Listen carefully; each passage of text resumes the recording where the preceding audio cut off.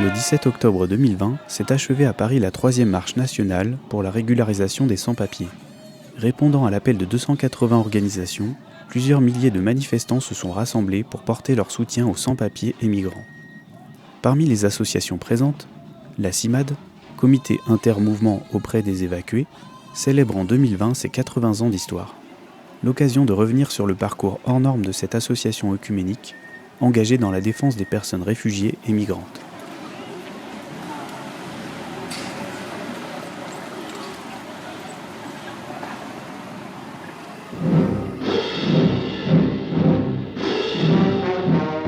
Le 1er septembre 1939, l'armée allemande franchit la frontière polonaise sur ordre d'Hitler.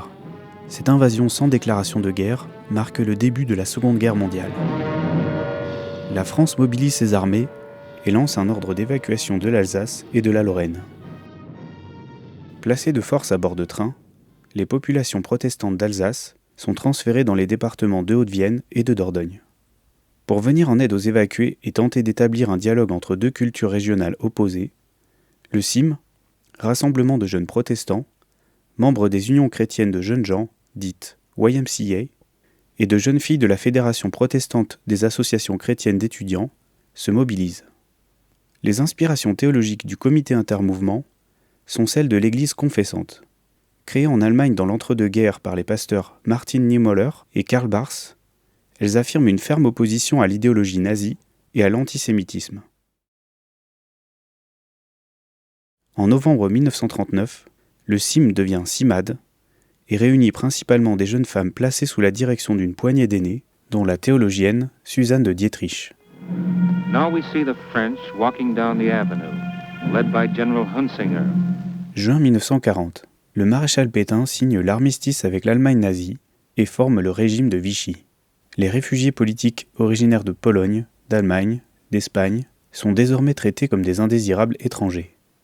Dans l'été 1940, des appels proviennent de camps d'enfermement et d'internement du sud de la France, où le régime de Vichy, sous pression de l'idéologie antisémite, etc., avait enfermé ceux que l'on appelait les indésirables étrangers et qui se trouvaient être pour beaucoup des juifs en provenance d'Europe de l'Est ou d'Allemagne, etc., qui avaient essayé de trouver refuge en France pendant la montée du nazisme.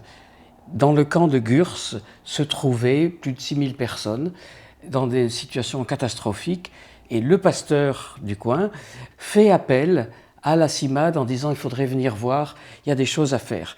Et voilà comment la CIMAD est entrée volontairement, sans demander l'autorisation d'ailleurs, dans les camps d'internement, avec comme double objectif, on va dire 3 même, un objectif de présence fraternelle humaine, voilà, un objectif d'essayer de rendre le plus humain possible ces conditions de vie qui, elles, étaient inhumaines. Et la CIMAD est intervenue pas beaucoup sur l'aspect humanitaire, distribution de vêtements, etc. D'autres le faisaient, mais pour permettre aux personnes de retrouver leur dignité, ressourcer leurs forces, les cabanes CIMAD dans les différents centres étaient plus des lieux de rassemblement culturel. Il y avait des plus grands musiciens qui étaient enfermés dans ces camps, etc. Donc la CIMAD a essayé de permettre ça. Et puis le dernier objectif, c'était d'essayer de faire tout ce qui était possible pour faire sortir les gens, évidemment.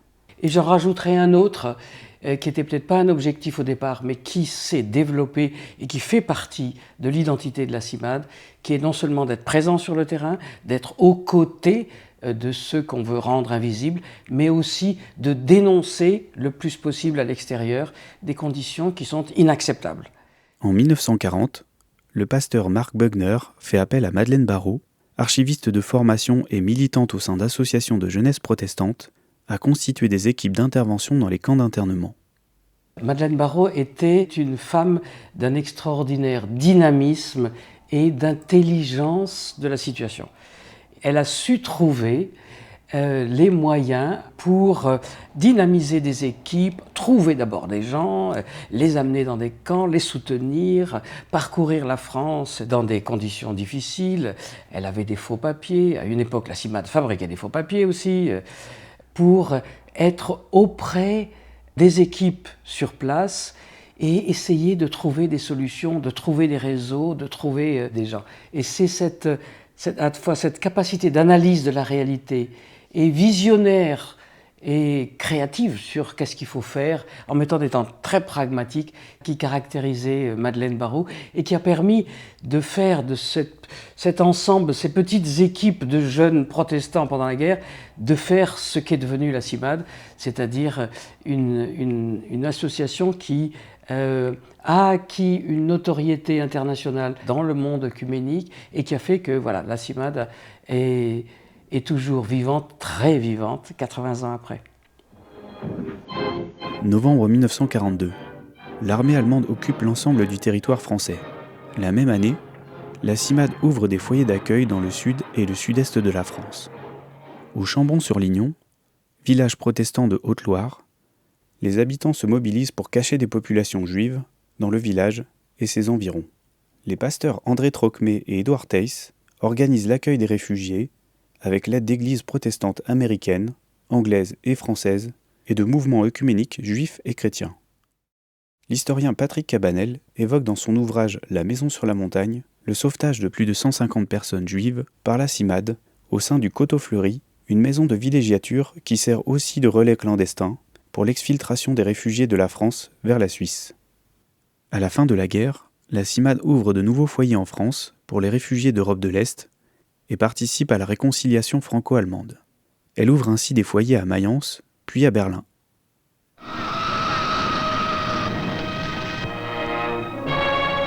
Algerian Muslims took to the hills under the banner of a new organization, the FLN. They launched attacks on the French.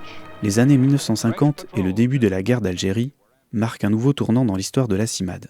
La CIMAD est interpellée sur la situation inacceptable des populations algériennes qui étaient parquées dans des camps en Algérie par l'armée française. Et la CIMAD décide d'envoyer des équipes en Algérie vivre au plus près des Algériens et en France d'installer des équipes dans les quartiers, à l'époque on disait nord-africains, à Marseille, puis à Lyon et Paris bien sûr. Dans les quartiers, la CIMAD développe des activités pour l'alphabétisation des personnes étrangères, l'apprentissage de la vie en France pour les femmes ainsi que pour les jeunes.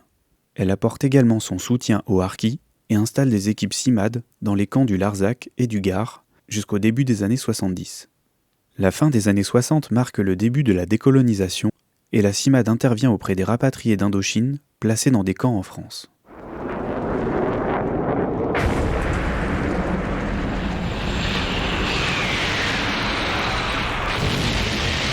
En 1973, le coup d'État militaire au Chili, suivi 3 ans plus tard de la dictature en Argentine, provoque l'exil de populations fuyant les régimes autoritaires. La CIMAD participe à l'accueil des réfugiés politiques en France, notamment dans le centre de Massy, qui devient durant la décennie un lieu emblématique d'hospitalité et de solidarité internationale.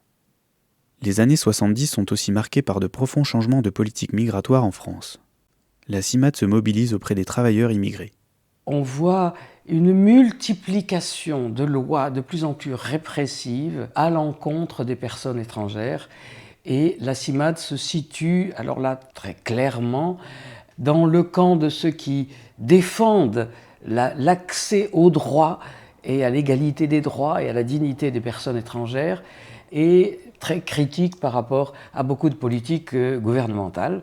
1983, au Minguette, dans la banlieue sud de Lyon. Suite à des émeutes répondant à des violences policières, plusieurs jeunes du quartier dont Toumi Djaïdja entament une grève de la faim. Accompagnés du père Christian Delorme et du pasteur Jean Costil de la CIMAD, ils lancent le projet d'une grande marche reliant Marseille à Paris. La marche pour l'égalité et contre le racisme, dite Marche des Beurs, est la première grande manifestation nationale initiée par la jeunesse d'origine maghrébine victime de discrimination. Au milieu des années 80, La CIMAD est marquée par un profond changement dans son accompagnement aux personnes étrangères avec le début de son intervention dans les centres de rétention administrative. À la fin des années 70, la CIMAD de Marseille lance toute une campagne pour dénoncer l'existence de lieux clandestins où la police enfermait des personnes étrangères pour mieux les expulser, hors de tout droit et dans des conditions épouvantables. Le gouvernement Mitterrand est élu en 1981, le gouvernement socialiste se met en place et se saisit de cette question de non-droit. Et alors qu'on aurait pu espérer qu'ils disent on ne reproduit pas du tout ça, ils disent on va légaliser la rétention administrative. Et ils créent par la loi des centres de rétention administrative qui sont destinés, selon la loi, à accueillir dans un lieu privatif de liberté les personnes étrangères en voie d'être expulsées le temps strictement nécessaire à l'organisation de leur voyage. Ça, c'est ce que dit le... En fait, ce temps strictement nécessaire, c'est transformé, c'est allongé pour en être à 90 jours aujourd'hui, jusqu'à 90 jours aujourd'hui.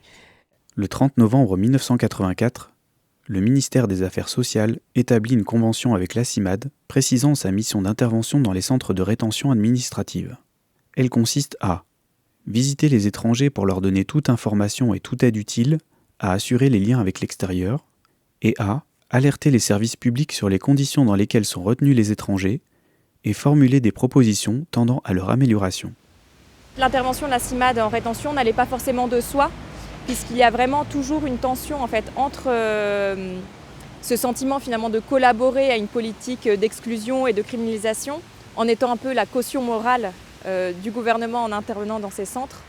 Mais d'un autre côté, et c'est ça qui prime à la CIMAD, c'est la volonté et la nécessité d'avoir ce regard, de pouvoir être présent dans ces centres pour pouvoir dénoncer ce qui s'y passe et bien sûr pour pouvoir accompagner les personnes dans l'exercice de leurs droits. La politique devenant de plus en plus répressive, les centres de rétention se sont multipliés à travers la France. De 7 au départ, il y en avait 23 au début des années 2000. Et du coup, le nombre de salariés CIMAD présents dans ces centres a augmenté aussi beaucoup, jusqu'à ce que arrive une crise très importante en 2009. À ce moment-là, c'est M.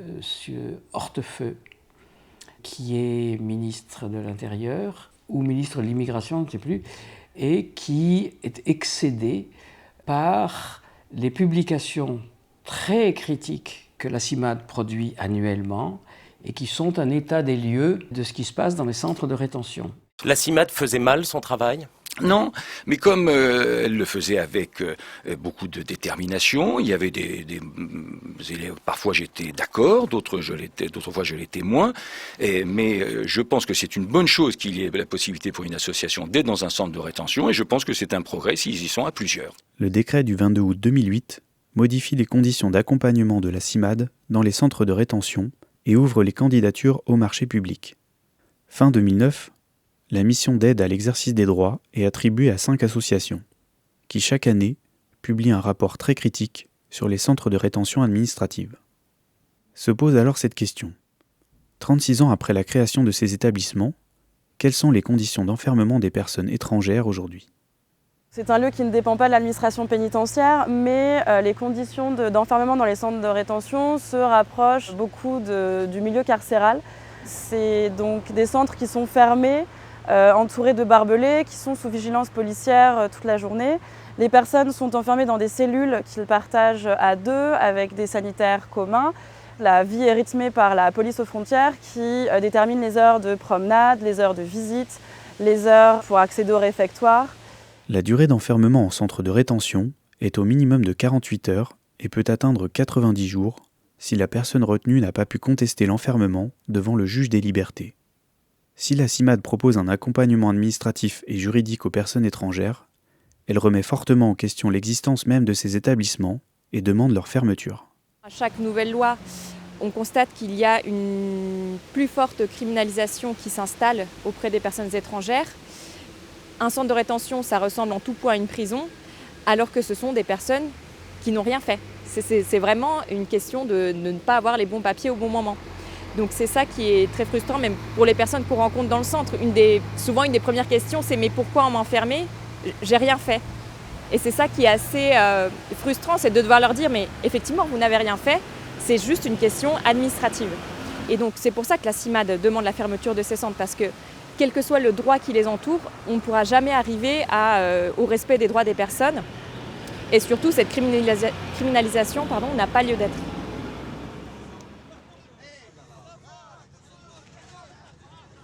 Dans un contexte européen où les politiques migratoires sont de plus en plus sécuritaires et répressives, la CIMAD alerte les pouvoirs publics et demande à ce que la dignité et les droits fondamentaux des personnes migrantes soient respectés.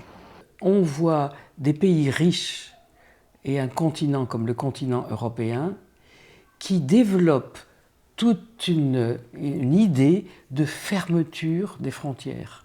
Ils disent fermeté et humanité. En fait d'humanité, on voit surtout des mesures de fermeté qui consistent à dire « écoutez, rentrez chez vous ». Or, cette planète qu'il faut bien partager, il y a une petite fraction de l'humanité qui, comme toujours, mais cette fraction elle est plus importante maintenant, qui va chercher des moyens de survie ailleurs, et ça fait aussi partie de l'enrichissement. Et actuellement, des politiques refusent de penser de façon différente les mouvements migratoires, refusent d'entendre ce que disent les plus grands chercheurs, ce que disent tous les instituts qui travaillent sur ces questions, sur la réalité des mouvements migratoires qui ne va pas s'arrêter. Le rôle des politiques, ça serait de dire comment on gère ça de façon à ce que ça ne soit pas, alors n'importe quoi, d'accord, qu'il n'y ait pas des violations des droits n'importe comment et tout ça, et que ça soit dans l'intérêt de tout le monde, dans l'intérêt des pays d'accueil, dans l'intérêt des pays de départ, dans l'intérêt, bien sûr, et dans le respect des personnes en migration. On dit souvent que la CIMAD est idéaliste, de vouloir un peu accueillir les personnes en France, mais finalement ce qui est absurde, c'est de vouloir fermer les frontières. On est dans un monde tellement globalisé, où les échanges sont tellement faciles, que finalement ce qui est absurde, c'est de croire qu'on va construire un mur et que ça va empêcher les personnes de venir. Donc je pense qu'il faut qu'on fasse face à ça. Les personnes vont continuer à venir si elles ont des problèmes, si leur vie est en danger dans leur pays d'origine. Et à partir de là, réfléchir à comment on organise l'accueil en France, parce que ce n'est pas du tout insurmontable. Présente en France à travers 115 permanences d'accueil et 2 centres d'hébergement à Béziers et Massy, la CIMAD rassemble plus de 150 salariés et 2500 bénévoles. Forte de ses 80 ans d'histoire, elle témoigne encore aujourd'hui d'un profond engagement dans la défense de la dignité et les droits fondamentaux des personnes migrantes. À travers ses actions, elle invite chaque citoyen à se positionner sur les enjeux migratoires d'aujourd'hui et de demain et pousse les gouvernements européens à changer leur politique d'asile et d'immigration.